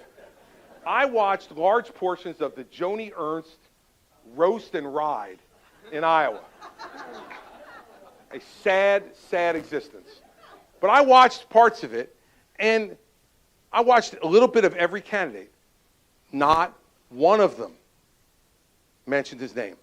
They would say cute little things like, we need new generational leadership. Oh, I get it. Trump's old, you're younger. Oh, I should vote for you. Or, we need a leader who looks forward, not backwards. Oh, I get it. You're talking about the way he still thinks the 2020 election was stolen, and you won't say it wasn't stolen, but you won't say it will, so you're going to keep us all guessing, but you're better than him. I mean, look, the reason this is going to be different this time, sir, is because at least one of us is going to call him on the fact that 8 years ago he stood on the stage in New Hampshire and said he was going to balance the budget in 4 years. And he left with the biggest deficit of any president in American history. He said he was going to eliminate the national debt in 8 years. He added $3 trillion to the national debt in 4 years. It's at least 3. He said 8 years ago that he was going to repeal and replace Obamacare. He neither repealed nor replaced, even though he had a Republican Congress. You all remember John McCain coming in and going, vote no. That is a failure of presidential leadership.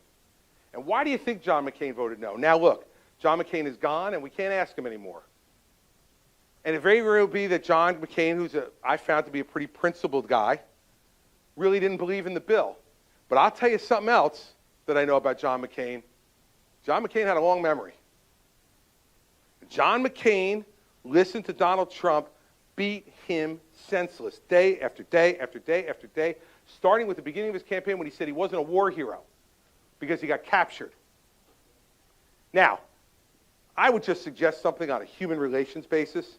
If you're looking for somebody's vote who was kept in the Hanoi Hilton for years, as a prisoner of war and beaten and abused and didn't leave because he said, I will not leave unless my men leave with me. If you want his vote, how about trying not to say he's not a hero? How about we start at that minimum amount of public discourse? And now I heard him say, if we made him president again, he would settle the Ukraine war in 24 hours. Did you hear that one? That's a beauty. That's really in a career of complete falsehoods. That makes the top 5. But let's give him the benefit of the doubt. Let's say Donald Trump could settle it in 24 hours. Let me tell you how he would. He'd give Ukraine to Russia. And he said it. He said it on television. He said it at CNN, and he said, look, Russia's going to wind up with Ukraine anyway, so what's the difference? That's how he'd settle it in 24 hours. He'd call Zelensky and say, hey, guess what? Time to raise the Russian flag up on the pole. We're out of here. So I'm going to talk about those things and a lot more because I don't want to do it all tonight because, I want you to come to the next one. But that didn't happen last time. He was given a free pass. Did he ever do this with you? Did Donald Trump come to New Hampshire 7 years ago and stand in the middle of the room and take any question from anybody without knowing who you were or what your question was going to be? Oh, no. He went over to the hockey arena and stood in front of a large crowd and gave his normal speech, waited for all of you to cheer and chant his name, and then he left. Got on his airplane and went home to sleep in his apartment in New York. I'm at the Hilton Garden Inn tonight, in case you're wondering. The bar's open until 11. So, guess what? I'm calling him out. It's time for him to stand in the center of this room and answer questions. It's time for him not to look at somebody and when he doesn't like their question, just call them a mean person. Right? Guess what? You want to be president of the United States? Stand in the center of the room in front of the people that you ask to govern and take their questions.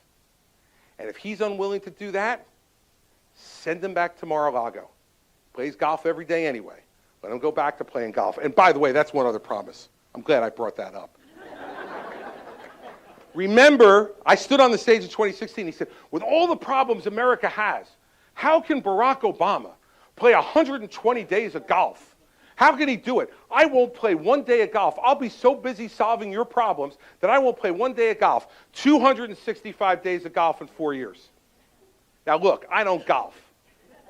So I can guarantee you I won't be golfing. But that's not the point. The point is, it was all a lie. He plays golf all the time. He owns golf courses. So when he told you he wouldn't play one day of golf, here's the worst part. He never meant it. He never meant it. Now, seriously, if character is destiny, how do we reward that anymore? It's one thing to make a mistake. It's one thing to make a bad judgment. But when his whole life is about golf, when most of his profits are in owning golf courses, and then he comes in front of you and says, I won't play a day of golf as president, I don't care whether he plays 500 days of golf. In fact, having him out of the Oval Office might have actually been better than having him in it. But don't lie to me. Don't treat me like a fool and tell me you'll never play when you know you have every intention of doing it.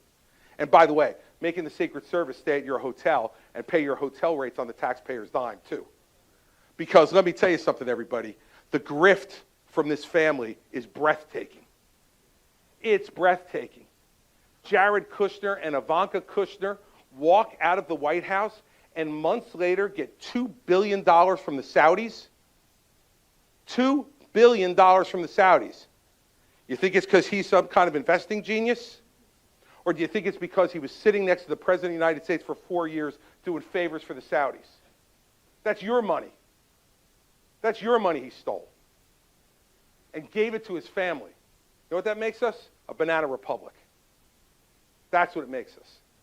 So, he may get 30% again. I'm not sure. Maybe he'll get more. Maybe he'll get less. But let me tell you what he'll know in 2024 that he had no idea of in 2016. He's in for a fight to get it.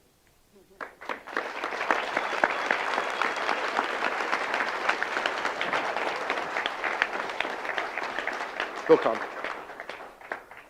We can't ignore the people in front of the flag for questions. Thank you, Governor Christie. My name is James Twin. I'm 30 years old. I've had 55 surgeries. And I'm an advocate for those with feeding tubes and other health issues. One of the things I've noticed is, like, for example, I just got new prescription for my stomach. My mom and dad are on the same meds as well. For them, it's $10. For me, it's $480. We have the same insurance. What would you do to ensure that the pharmaceutical industry would make it fair for those who are on the same meds but not have to pay 4 different prices?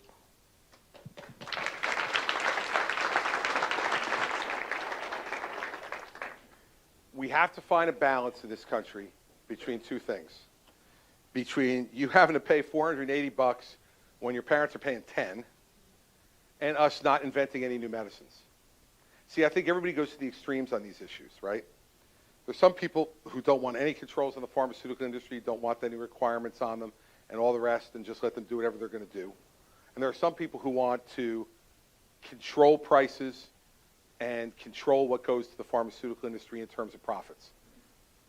When COVID happened, the American people got the treatments first and the vaccines first because we lived here. Because we have a pharmaceutical industry in this country and that we support in this country that is changing the face of medical treatment here and throughout the world. But we get it first. And we get it first because places like Pfizer invested billions of dollars of their own money, not government money. They didn't take any government money. Billions of dollars of their own money on a technology that they didn't even exactly know how they were going to use it.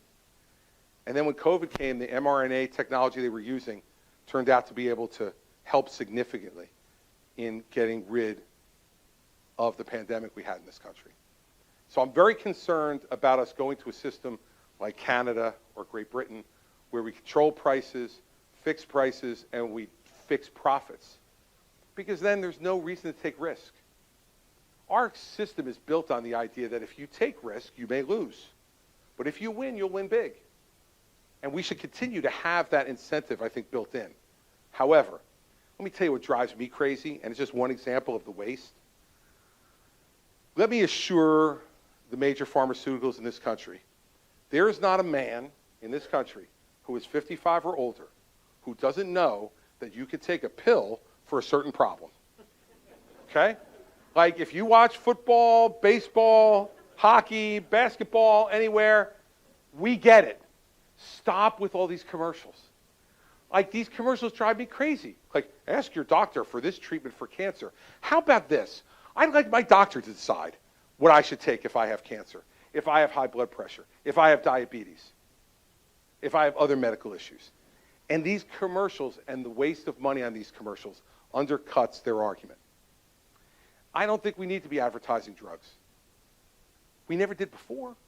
And everybody seemed to get the medicine they needed because the pharmaceutical companies went to the doctors, explained to the doctors what their medicines did, and then the doctors decided for you or me whether that would help my particular medical problem or yours. I really think if we stopped allowing advertising by the pharmaceutical companies for prescription drugs, they want to advertise for over-the-counter drugs that everybody can buy and that are relatively inexpensive. I got no problem with that. They want to continue to advertise for Tylenol or Advil or any of the other over-the-counter stuff that we buy, allergy medicine, all the right. Great. But prescriptions, like, let's say you like a particular drug that you see on TV. Hey, I'd like to try that. That seems pretty good. You can't go to the store and buy it. You got to go to your doctor to convince your doctor to write a prescription for you for it. I think this is an incredible waste, and I think there are other places where they waste as well. And I think that's where we have to get at. And by telling them, you got to make a choice. You want to keep advertising, but then we're going to restrict your profits. I think if they're given that choice, I think we'll see a lot less commercials, if any.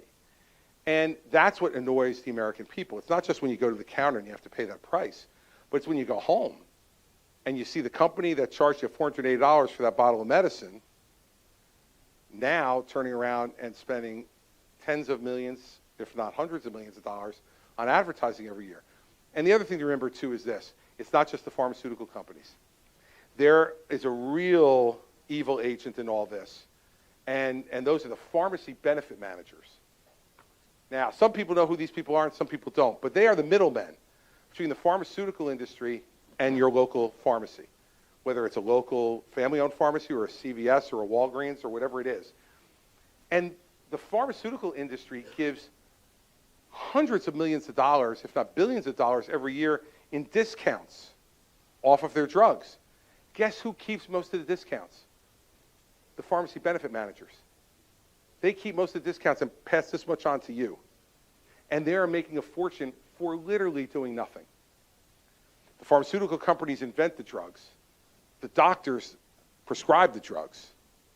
And these people in the middle are just pushing paper and moving medicine. And they're making billions of dollars. Look at some of those stocks like Cardinal Health and others who make a fortune. We need to have some common sense reform of that. Because for middlemen to be keeping the majority of those discounts that the pharmaceutical companies give to try to decrease the rate that you pay at the counter is just wrong. It's just wrong. And I don't know who their lobbyists are, but they must be pretty damn good because they fly under the radar screen, but they shouldn't. So those are two ideas that I have on the advertising side and pharmacy benefit managers that could bring those prices down while not destroying the ingenuity and the inventiveness of the American pharmaceutical industry, which are changing lives every day and saving lives every day. So we got to find that balance. So that's the way I would go about it. All right. Yes, ma'am. Thank you so much. Thank you, and thanks for being here. My name is Nancy Ryan, and I live in Lee, New Hampshire. I'm New Hampshire's field coordinator for the National Breast Cancer Coalition. And I really liked what you said about thinking big because that is exactly what the National Breast Cancer Coalition does. We want to end breast cancer for everyone. I don't know if you know this, but New Hampshire has the second highest incidence rate of breast cancer in the country. I didn't know that. So I'm obviously very involved and very concerned about this. What I would like to ask you tonight is to sign the National Breast Cancer Coalition's public policy platform. It's a simple one-page document that asks you as candidate for President of the United States to support our work and mission. And that would include 3 major areas: adequate and meaningful funding, federal funding for breast cancer research, access to quality care for all, and ensuring that educated advocates play a role wherever decisions about breast cancer are made in the public policy and research arena. I have copies of the public policy. I knew you would. Well, first of all, let me say thank you for what you're doing, because this is part of what makes America great, and what I was talking about before, is that people who feel passionate about something, who believe in a cause, have the opportunity to go and fight for that cause, and to have their voices be heard, and to not give up. And we should never take any of those people like you for granted, because that's an incredibly important role in a democracy that's working the way it should. Second, I know you've got it. Give it to me. I'm not going to sign it here, because if I signed it without reading it, it would be like those things we get on the internet, right, where they say, you know, do you agree? And we don't want to read the whole thing, so we go, yeah, okay, I agree. I don't want to treat it that way. So give it to me. I will read it between now and when I come back to New Hampshire the next time. If you give my folks your number, when I come back, I'll tell you I'm coming back, and I'll tell you whether I'm signing it or not. I have given a packet to Doug Mayer. Oh, well, geez, I'll never get it. Doug's the most incompetent. Doug's the most incompetent guy on my staff. How the hell did you decide to do that? No, Doug's got it. He's a great guy, so I'll get it from Doug. And then if you go and give Doug your number on the way out. He's got that too. Great. Well, then we're set. Good job.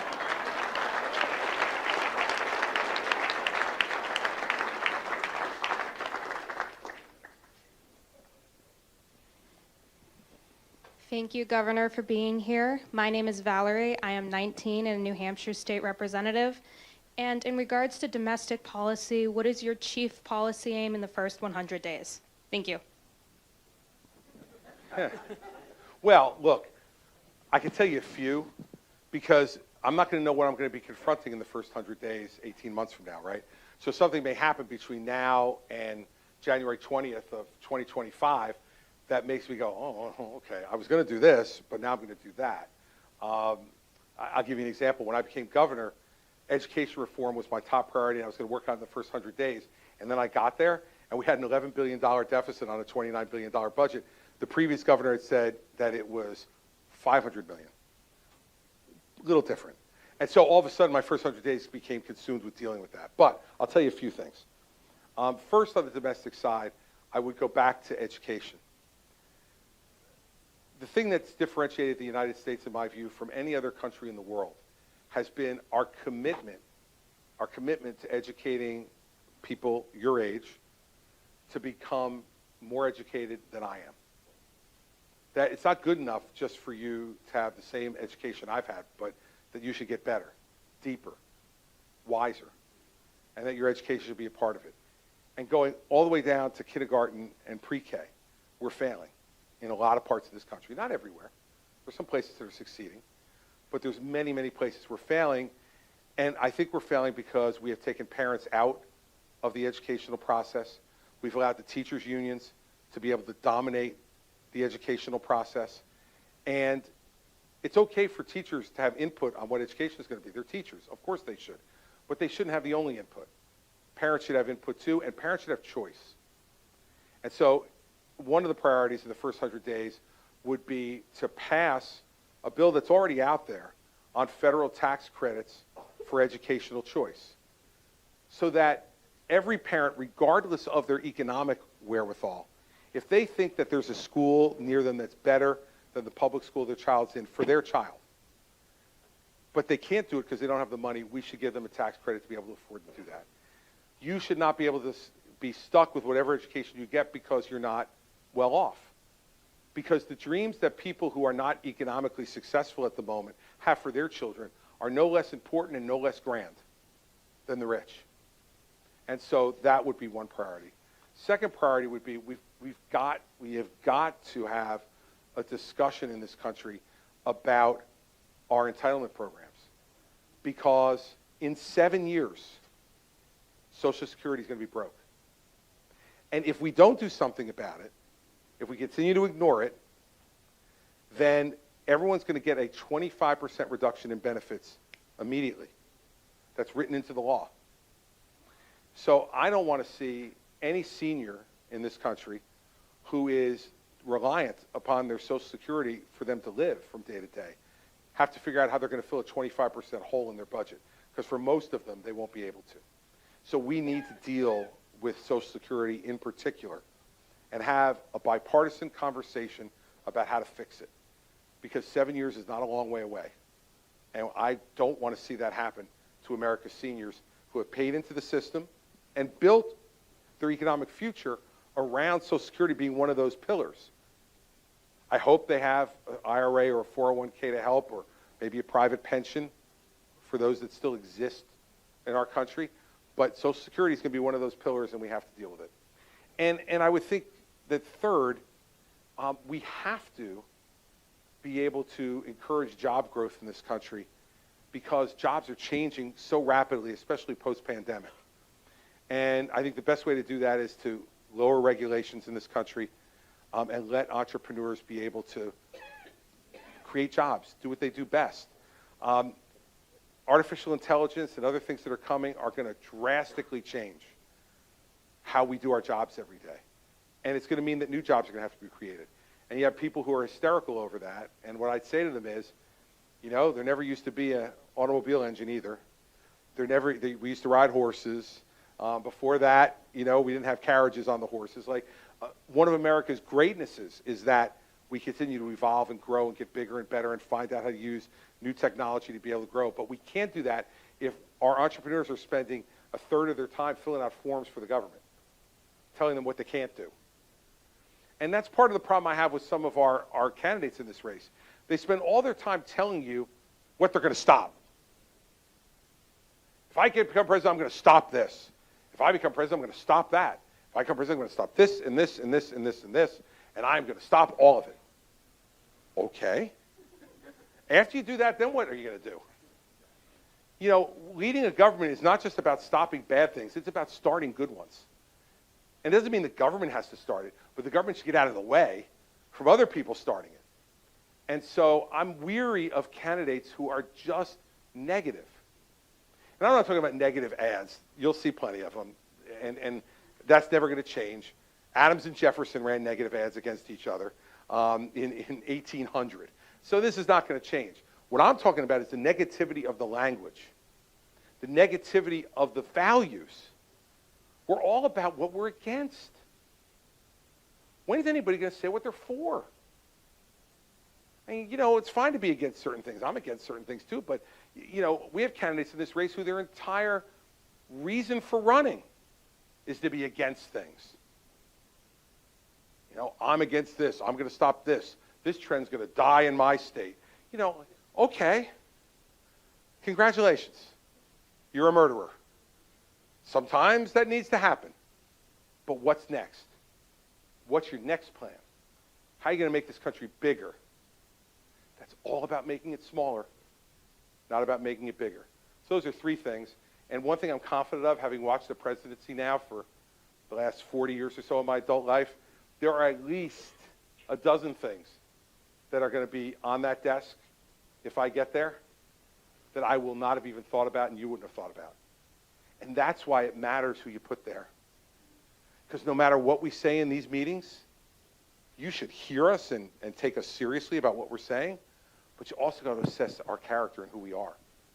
Because there are going to be so many things that are going to come up that we could not have anticipated and that I wouldn't have given you an answer for. So you're going to be sitting in your kitchen or your living room or a classroom or a dormitory, and this problem's going to come up and you're going to read about it. And I don't want you, if I'm the president, to say, oh my God, I have no idea what he'll do about that.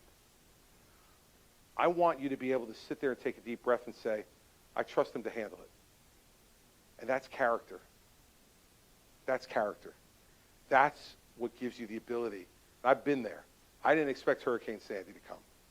I didn't expect the worst natural disaster in the history of my state to hit us and create $40 billion in loss, 365,000 homes destroyed, 2/3 of the state without electricity for 2 weeks, no operating water treatment or wastewater treatment plants anywhere in the state.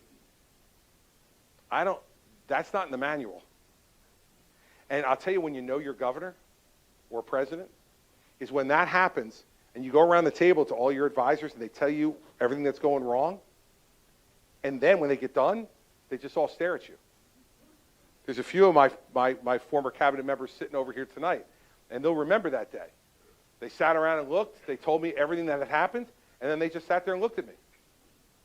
And that was the moment where I said, oh, I'm governor. I got to come up with a solution to this. And they're looking at me going, you asked for it. You're the guy who wanted the big job. It's that moment when it's what's in here. What's in here that matters. Because there's no manual. There's no guide. It's what were you taught? How were you raised? What are your values? Are you honest? Are you accountable and responsible? Are you willing to admit mistakes? Are you willing to admit when you failed? And then pick yourself up and try to make it better. Because I'm confident that everybody in this room has failed at something in your lives.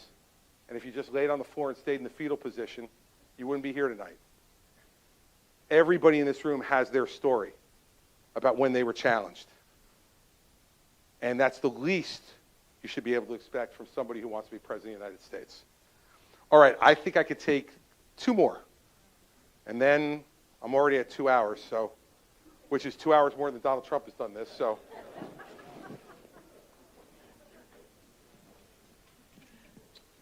Good evening, Governor. Thank you for being here. My name is Andrew Moore from Tamworth, New Hampshire.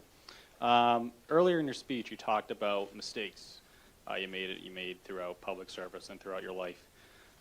What would you say, your biggest mistake has been, through your time in public service, and what have you done in order to, avoid those mistakes in the future?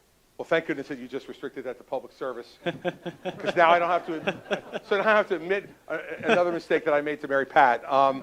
That's good. It's a relief. Look, the biggest mistake I made in public life was that I put a few people into a position of authority at the Port Authority of New York and New Jersey who went on a frolicking detour to divert traffic off the George Washington Bridge. Without telling me, without me knowing anything about it, they used my power and my authority to play a fraternity prank. And it cost me a lot. It cost me credibility. It humiliated me publicly. And I should have never put those people in that position. It's the biggest mistake I made. And, you know, those people didn't commit a crime, because being stupid in America is still not a crime. But let me tell you, they tried to send them to jail for it, and the Supreme Court overturned it and said it's not a crime. Stupidity is not a crime. But it was a mistake on my part. I didn't see who they really were. And I've got to be responsible for that. I could have never guessed. I will tell you, it was the biggest shock of my public life that any of those people would have done what they did. But you're accountable. They acted in my name, and I put them there. And it was the biggest mistake I made. And it cost me credibility with my people. It cost me humiliation with people that I love and care about, who counted on me to be better. And so what I learned from it is, measure twice, cut once on personnel. Personnel is policy. More than anything else, personnel is policy. The people you pick, you must completely trust. It doesn't mean you won't make a mistake, but you probably won't make one as grave as that.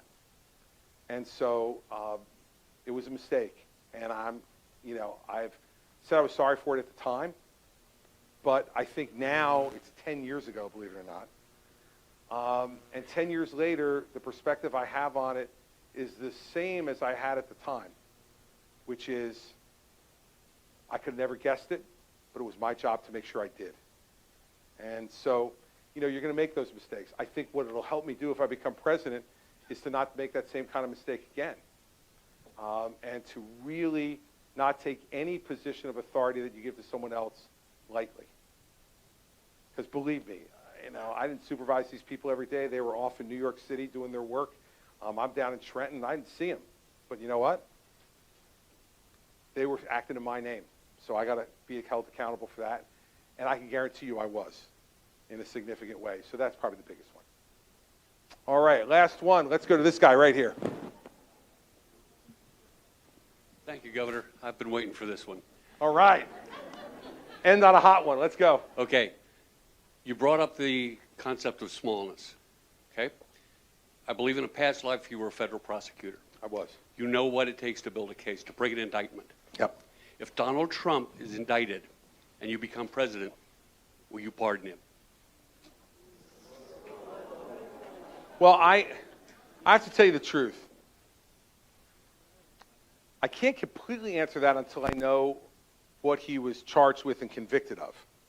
Okay, so, but I'm not going to dodge the answer, okay? But I will tell you as a prosecutor, if I believe someone has gotten a full and fair trial in front of a jury of their peers, and especially someone in public life who committed those crimes when they held a public trust, I can't imagine pardoning them. Now, well, look, you know what? Right. I hear what you're saying, and I know what the point is that you're making. But what I would say about what happened with Gerald Ford and Richard Nixon is we lived in a much different time then. Remember, Richard Nixon resigned because he said, we can never let an American president be impeached. And if once I knew I was going to be impeached, I impeached myself because I had to put the country first.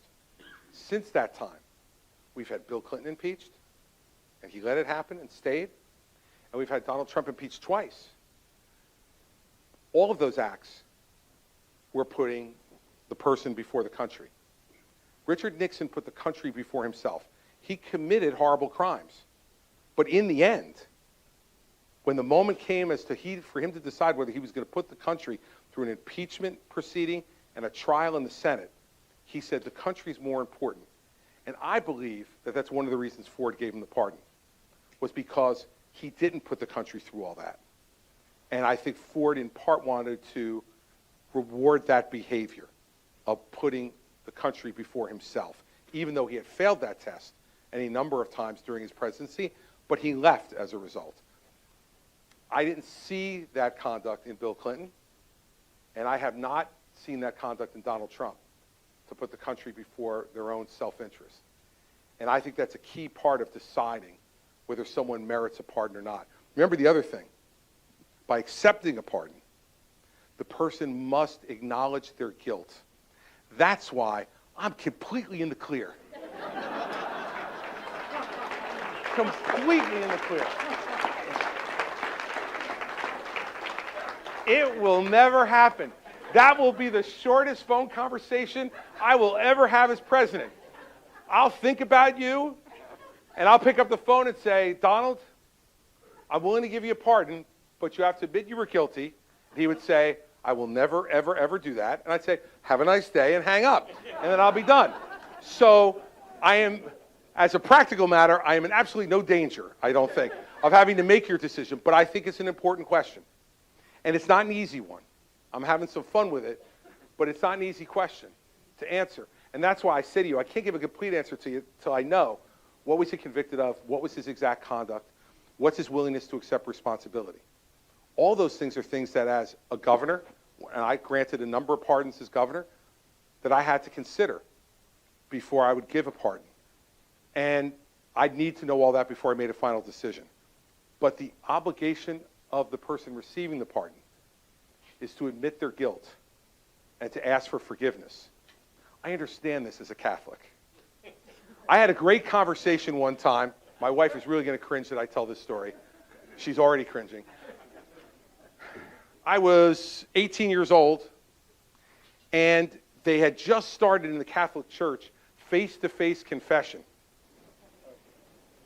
And so I had to go for the first time. Not in the booth, not with the screen, not with any even pretense of anonymity. I'm now sitting across from my parish priest having to confess. So I went through the normal stuff, which you can imagine I would have to confess. Took the Lord's name in vain, spoke disrespectfully to my mother and father, wasn't kind to my brother, who's here tonight also. I confessed all those things. But then I asked the priest, I said, Father Lorenzo, I said, do you have to confess premarital sex? And Father Lorenzo looked at me and he said, only if you're truly sorry for it.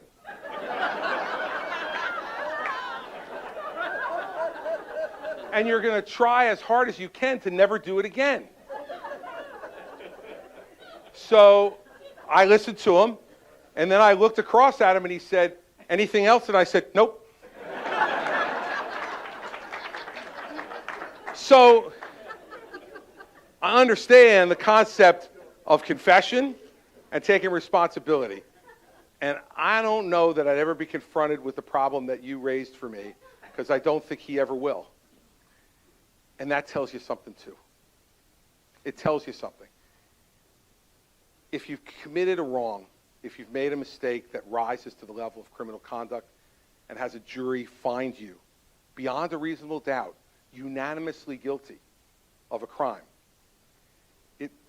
there are mistakes that are made by the jury system all the time, but you'll know in your heart whether you did it or you didn't. And the country has a right to know. And the admission of guilt is not some punishment. If you're a public official, the admission of guilt is to let the public know what was done in their name on their watch. And then and only then, I think, should you consider somebody in public life for a pardon like that. Before I embarrass my wife any further, I should wrap up. But first, I want to thank all of you for coming tonight. This is what our democracy should be about. This is what our democracy should be all about. It should be about people who aspire to leadership coming in front of you and hearing about your concerns and giving their honest answers and letting the chips fall where they may. And so I intend to spend a lot of time up here over the next 8 months. And I intend to let you have multiple cracks at me to see what you can find out and let you discover or rediscover for some of you who I am and what I offer. Here's what I'll promise you. I promise you I will always show up. I will always take your questions. I will always answer them honestly. And I will always listen. We may disagree. In fact, I'm confident we will at times. But you'll never, ever, ever, ever have to wonder whether I hear you. And whether everything I do, I believe, is in my heart and in my mind, is the best thing for our country. You see, I believe if you bestow on someone the greatest civilian honor that you can bestow on any American, that is to make him or her the President of the United States of America, that the least we owe in return is to work as hard as we can every day without regard to ourselves. There'll be plenty of time for us to care about ourselves when we leave. When you leave office, none of you would begrudge any former president to go out there, live their lives, make money, do what they want to do with their lives, play as much golf as they want, do whatever it is they want to do. But while you're serving, in my mind, every analysis of every problem must start with the question, what in my heart and my mind do I believe is in the best interest of the 330 million Americans that I represent? Not just the ones who voted for me, not just the ones who support me in a public opinion poll, not just the ones I've met, but all the ones that I'll never meet and certainly never get to know, but who we share a common bond. Washington said one time, the reason I continue to disagree with people is to remind myself I'm an American. George Washington understood that to disagree, to discuss, to argue with each other was truly, purely American. And for the leaders, the job is to take those disagreements and not stoke them, not pour gasoline on them, but to put your arms around them and try to solve them. Because you're uniquely in a position where you can do that. If you want to know what kind of president I will be, that's the kind of president I'll be. I won't apologize for saying what I say and believing what I believe, but I also will not condemn someone else for having a different opinion. First, I'll just try to convince them they're wrong and try to get them on my side. And if that fails, then it's my job as the executive leader of the government to find a place where we can meet somewhere near the middle so that we can check that box, at least partially resolve that issue, and move on to the next one. Because if we don't, we're going to stay in neutral. And countries who are neutral, by definition, get smaller and less significant, less prosperous, and less free. So I know that with all the cameras, you guys, the reporters, the coverage, and all the rest of it, it can seem like this is a TV show. It's not. It's time for us to stop believing that somebody who acts on a TV show is qualified to be president of the United States. These are real problems that real serious people need to solve by putting your interests first, not their own. By taking the mirrors down and opening the windows and looking out and seeing the country that we have, but even more importantly, the country that we want. I have thought in the last few weeks as I was getting ready to make this decision about one moment. I allowed myself to daydream about one moment.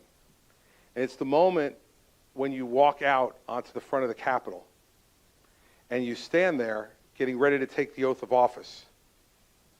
And Ronald Reagan was the first president to do this, to not put it on the back side of the Capitol, but put it on the front. And when you look out, you see the National Mall, the Washington Monument, the Lincoln Memorial, and the Jefferson Memorial. I've thought about that moment.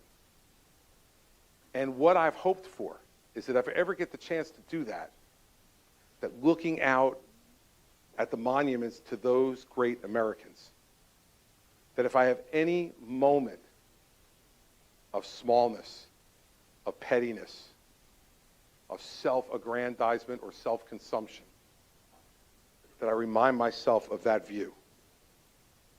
And that Washington and Lincoln and Jefferson, among others, did not put themselves first.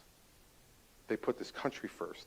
And that's why we're sitting here tonight in Manchester, the richest, freest, happiest people the world has ever seen.